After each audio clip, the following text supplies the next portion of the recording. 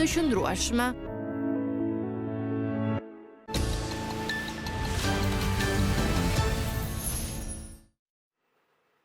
E kuptuat, besoj, do shkojmë drejt për drejt tani në Dublinë të Irlandës, ku më pret një shqiptar, Alfred Stana. Mirëmëngjes, mirë se erdhe në programin Mirëmëngjes Shqipëri dhe në ditët e fundit të 2025-ës. Ju mbajtë më haturit të Irlandës. Ju lam t'ju kishim ditët e fundit të këtij viti. Po falenderit shumë, si që thonë, jam lësirë është për në fund. Ju falenderit. Më pëlqen modestia jote. Është kënaqësi, Alfred, dhe mirë se na erdhe.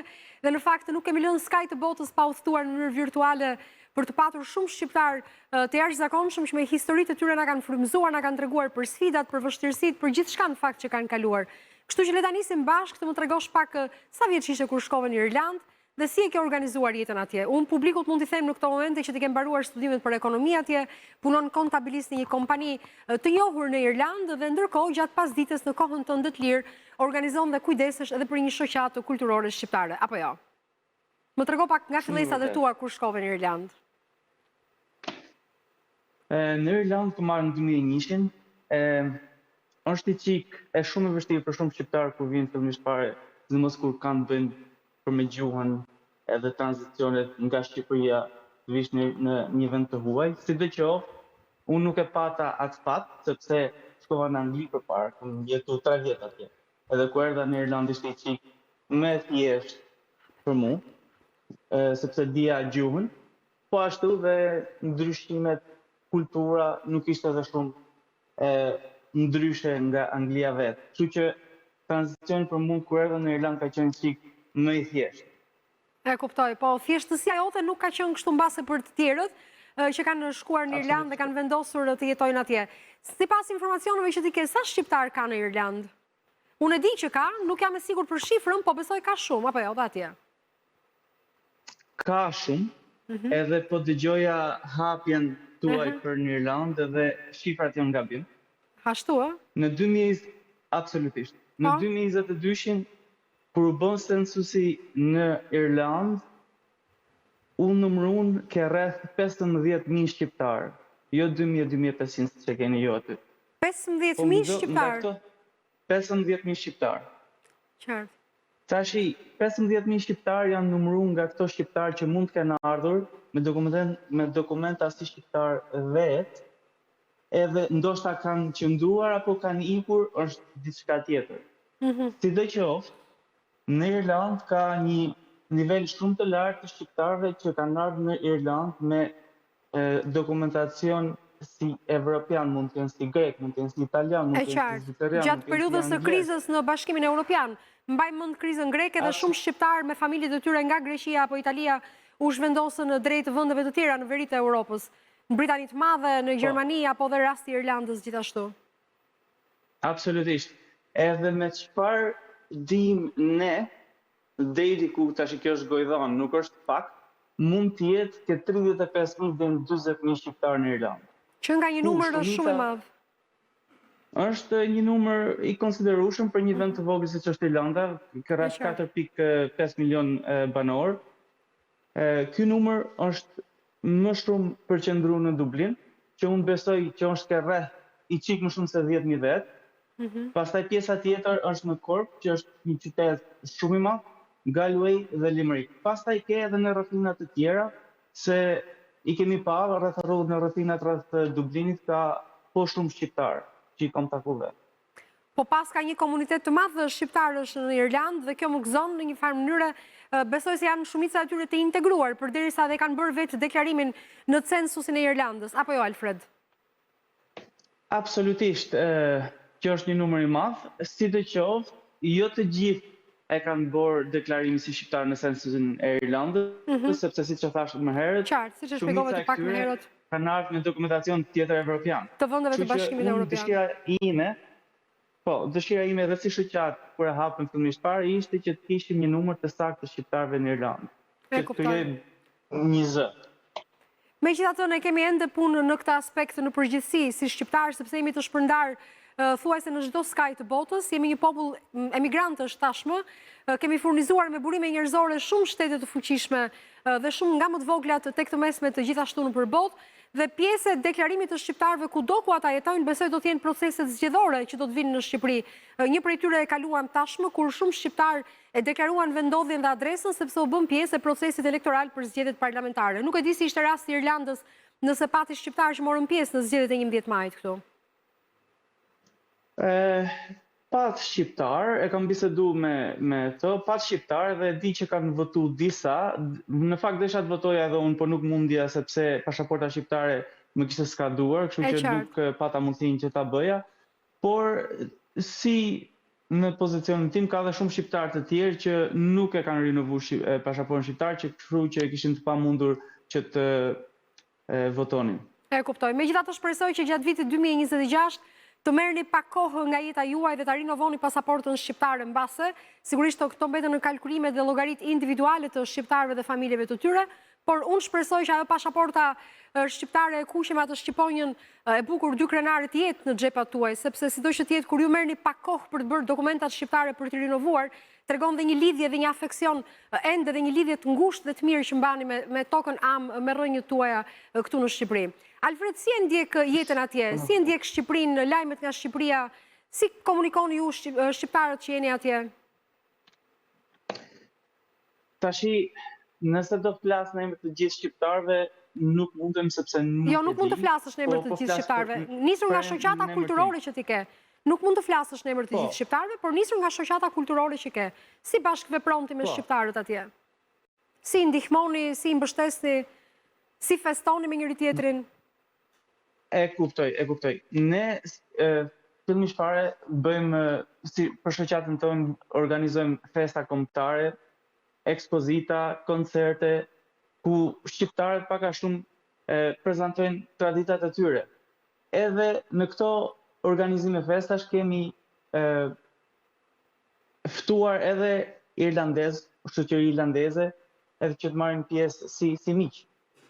Kemi kriju programe të ndryshme edhe për fëmijët, kemi kriju gjuhën e klasave shqipe, që të kemi mundësi që gjenerata e dytë e fëmijëve që kanë lindur në Irlandë të mësojnë gjuhën am, kulturën, traditat, edhe të ruajnë identitetin e tyre si shqiptar. E kuptoj, dhe shumë bukur që ju pas keni krijuar një klasë të gjuhës shqipe, një apo disa klasa të gjuhës shqipe. Sa nevojë keni ju për t'ju ndihmuar në këtë aspekt, me libra, me mësuese, si ja dilni? Po, për momentin ne hapëm klasën e parë, o t'i thomi shoqata jonë hapi klasët e para shqipe me 2 nëntor, kështu që është 1 muaj e gjysmë, nuk ka shumë. T'i gëzoni, bravo. Faleminderit shumë. Edhe kemi hapur të shtunave dhe të dielave. 4 orë të shtunave nga ora 10 deri në orën 2, me 2 turne 10 me 12, 12 me 2, edhe të dielën po ashtu nga ora 10 me 2. Kemi 4 mësues, edhe me që po flasim për mësuesit edhe klasat, du t'i përshëndes.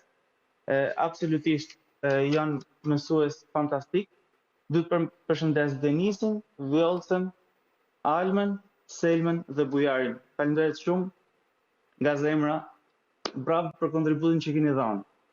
Edhe ne i përshëndesim këtu nga studio, që u bëjnë të mundur fëmijëve brezit të dytë të shqiptarëve në Irlandë që ta mbajnë gjallë gjuhën shqipe, të rriten me të, me traditat dhe me kulturën, dhe për të mos të harruar kur prej ardhjen, sepse kur dim se nga vim, dim dhe ku duam të shkojmë, dim dhe si duam të ndërtojmë të ardhmen, apo jo, Alfred? Absolutisht, ajo është një nga synimet e mia që promovimi i gjuhës shqipe dhe ruajtja e gjuhës shqipe, traditave, kulturës tonë, identitetit tonë si shqiptar,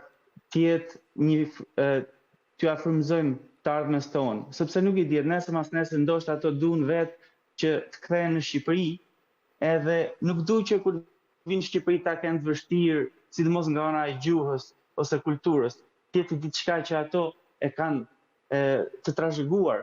Kështu që nëse vendosin të vinë në Shqipëri në të ardhmen, ndoshta që shpresoj të vinë në Shqipëri në të ardhmen, ndoshta të bëjnë një Shqipëri i më të mirë nga që është sot, do ishte një diçka shumë e bukur, sepse fëmijët, sidomos sot në Irlandë, janë rritë me një frym perëndimore. Kështu që unë besoj Shqipëria ka shumë nevojë Absolutisht. për rini me frym perëndimore që ti udhëheqi në një rrugë të drejtë. Është vërtet dhe shumë mirë ky mesazh që dhe Alfred nëpërmjet të programit të Mirëmëngjes Shqipëri. Ndërkohë më trego pak për integrimin tënd, sepse duke kuptuar integrimin tënd, duke studiuar atje për ekonomi, kuptoj që ka shumë shqiptarë të cilët kanë përparuar me përpjekjet e tyre për të rritur profesionalisht, për të hapur sipërmarrje të reja. A ka bashkëpunime mes sipërmarrjeve shqiptare dhe irlandeze? Shqiptare irlandeze?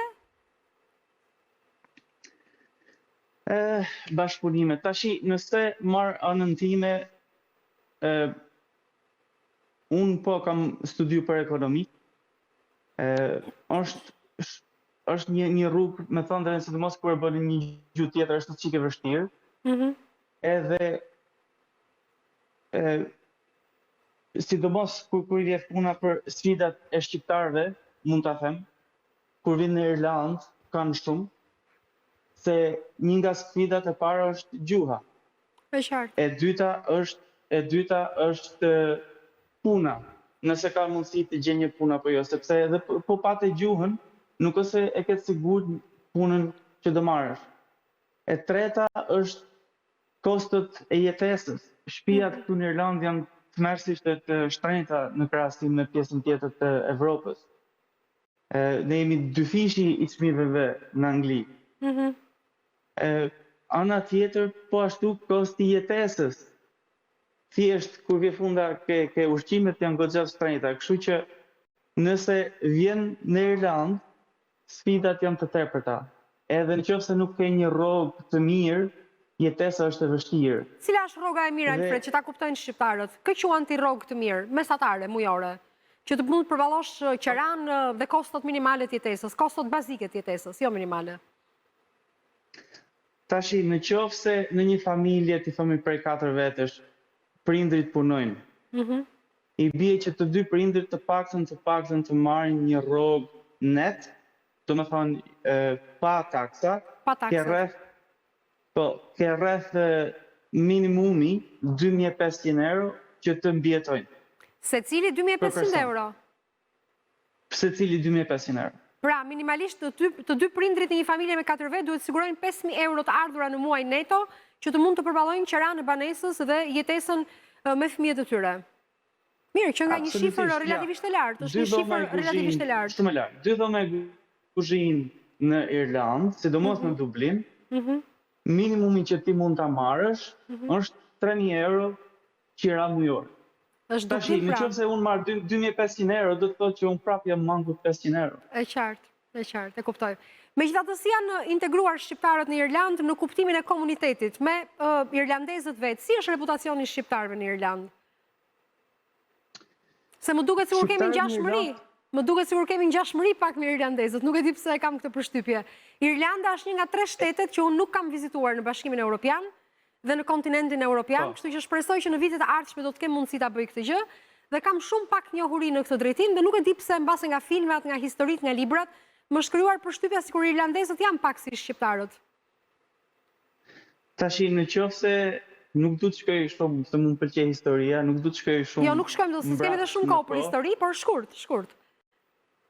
Po, shkurt. Irlandezët janë si puna jonë, kanë emigruar. Edhe këto ka 600 vjet që kanë qenë të pushtuar nga vetë. Kombe emigrantësh janë dhe ata, është e vërtet.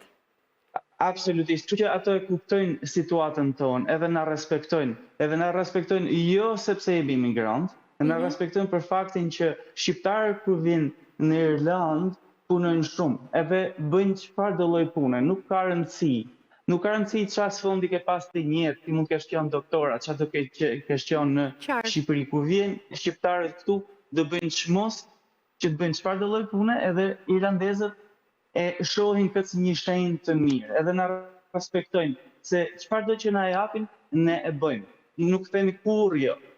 Edhe ka shumë shqiptarë që bravo ju qoftë, edhe pa anglishtën, kanë punu absolutisht shumë, edhe kanë kriju një bazë shumë të mirë, edhe kanë kriju biznese edhe një jetesë shumë të mirë këtu në Irlandë. Pra pas ka një numër të madh shqiptarësh të konsiderueshëm, cilët kanë ndërtuar sipërmarrjet e tyre në Irlandë. Dhe ky është një lajm i mirë, një lajm i gëzuar për shqiptarët. Absolutisht. Sepse ata mund të ndihmojnë me integrimin e shqiptarëve të tjerë që vinë në Irlandë. Mund të jenë burime për vende pune, apo jo? Absolutisht, ne kemi shumë shqiptarë, sidomos ke shoqata jonë, ke rrjetet sociale, që vinë për shembull nga Shqipëria, nga vende të tjera të botës, edhe na shkruajnë, kam ardhur, ka mundësi të më ndihmoni, një mund të jetë për banesën, 2 mund të jetë për punë. Në fakt puna është çik më kryesorja nga gjitha. Edhe shumë biznesmen që janë shqiptarë, që janë të përfshirë në komunitetin tonë, ju shkruajnë mbrapsht edhe i kanë marrë në punë. Kështu që tashi punët ke lloj punësh, për të paktën kanë filluar punë, e kupton, nuk kanë ngel kot. Shqiptarët janë punëtor edhe e kanë treguar këtë në 35 vite emigracion dhe janë një popull me aftësi të jashtëzakonshme për të përshtatur, pavarësisht të vështirësive dhe sfidave që kanë kaluar. Tani do të bëj një pyetje për klimën. Si e përballuat klimën atje? Më trego pak se ke lënë prapa me zdheun, diellin e Shqipërisë, mrekullinë e kohës këtu, natyrën e bukur të Shqipërisë sigurisht, edhe Irlanda ka një natyrë të jashtëzakonshme dhe një relief të jashtëzakonshëm. Por me klimën më trego pak, si ja dilni? Irlanda ka 2 stina, edhe është stina e vjeshtës, edhe ndoshta stina e pranverës. Ashtu. Kështu që në Irlandë shumica përparon stina e vjeshtës, sepse ka më të shumtën shqira gjatë gjithë kohës. Po ashtu dhe pranvera ka shqira gjatë gjithë kohës. Megjithatë, këto vitet e fundit vera ka qenë çik më e qëndrueshme, më bujare. Nuk ka pas kaq shumë shqira, më bujare, çik më ngrohtë, kështu që e kemi shiju deri diku. Por ja, për shembull, këto ditë e fundit nuk ose ka ra shi shumë, po prap lagështira është, dielli nuk e shikon fare, mere, gri, nuk është si në Shqipëri. Del në Shqipëri, dielli të knaqen sy, del aty për një kafe. Na ka bekuar Zoti, me thënë të drejtën. Këtë Shqipërinë e ka bekuar Zoti për këtë diellin që lind çdo ditë. Në 365 ditë, besoj 300 ditë kemi me diell, mbas edhe më shumë nga viti në vit. Alfred, nuk e di nëse ke një mesazh ti për njerëzit e tu të dashur të zemrës dhe për Shqipërinë që kërkon ta përshëndesësh në këto momente nga ekrani i Radio Televizionit Shqiptar? Po, përpara se sa të vazhdoj atë, thjesht desha të fus një pikë, sepse ishte ajo puna e sfidave shqiptarëve në Irlandë dhe harrova ta përfshi. Një nga sfidat në fakt që kemi pas 2 vjeçarin e fundit është për konfirmimin e vizave për të dashurit tanë në Shqipëri që të vinë këtu e ta vizitojnë. Është vështirë, po. Në Irlandë duhet vish me vizë, nuk është si në vendet e Bashkimit Evropian që mund të shkosh pa. Ka një sistem të komplikuar të ndërlikuar udhëtimi. Absolutisht, edhe është ndërlikuar dhe akoma më shumë, edhe ne si shoqat kemi bërë çmos që të gjithë shqiptarët, sidomos në Irlandë, t'i ndihmojmë me procesin e vizave, sepse vizat janë refuzuar për arsye absolutisht jo të qëndësishme. Për arsye jo të qëndësishme. Po, edhe është shumë e rëndësishme për gjithë Irlandët, për që të gjithë shqiptarët në Irlandë që të na kontaktojnë edhe të ndajnë eksperiencat e tyre që të kemi mundësi t'i ndihmojmë. E kuptoj. Alfred, po, më thuaj, edhe 1 minutë kohë kemi. Sigurisht çështja e vizave do të marrë shumë kohë dhe besoj këtu do të luajë një rol të rëndësishëm Ministria Shqiptare e Punëve të Jashtme. Dhe unë shpresoj që kjo intervistë që ne zhvilluam bashkë dhe sjellja në vëmendje e këtij fakti të vështirësisë së udhëtimit të shqiptarëve drejt Irlandës, apo të bashkimit të familjeve, apo të udhëtimit atyre që i kanë familjarët atje, besoj që do të jetë një rast i mirë që ne ta hulumtojmë edhe në javët në vazhdim dhe mbasi do të ketë një marrëveshje të mundshme për ta lehtësuar dhe përmirësuar udhëtimin e shqiptarëve drejt Republikës së Irlandës. Më thuaj Alfred, fjalitë e fundit. Po, thjesht duhet të përshëndes Botin drejtues, Odise Papën, Alban Xhafer Llarin, Raimonda Dedoshin, faleminderit shumë, pa ty nuk do ishte bë çka kemi bë deri më sot. Edhe gjithashtu desha të përmend shumë antar, po vetëm 3 po përmend biznesmen që na kanë ndihmuar shumë, Gazmend Malaj, Hekuran Duraj, Trëndafil Dakaj, ju falenderit shumë. Pa sponsorizimin tuaj nuk do ishim aty ku jemi. Gjithashtu ju bëj thirrje të gjithë shqiptarëve këtu në Irlandë që të antarësohen për të ardhmen e fëmijëve tonë, edhe që të kemi një numër të saktë se sa shqiptar janë në Irlandë.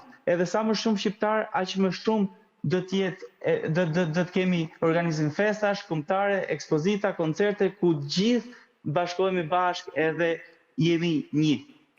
Alfred, të falenderoj shumë për këtë përmbledhje që bëre, për urimet që bëre, sepse ndonjëherë nuk mjafton të jesh gazetar, po ja fjalët që theti janë shumë të bukura dhe mesazhi që drejtove ti ishte shumë i bukur, është shumë kuptim plot për të kërkuar shqiptarëve të jenë bashkë, është ku ka më mirë se të jeni bashkë të bashkuar për të ndihmuar njëri tjetrin që të përmirësoni jetën tuaj emocionale, sociale, gjithashtu integrimin e vazhdueshëm në Irlandë, dhe të siguroni një të ardhme të qëndrueshme për fëmijët tuaj dhe të siguroni që ata të flasin shqipen, të paktën pavarësisht se nuk jetojnë më në Shqipëri, të mund të përcjellin në brezat ardhshëm shqipen.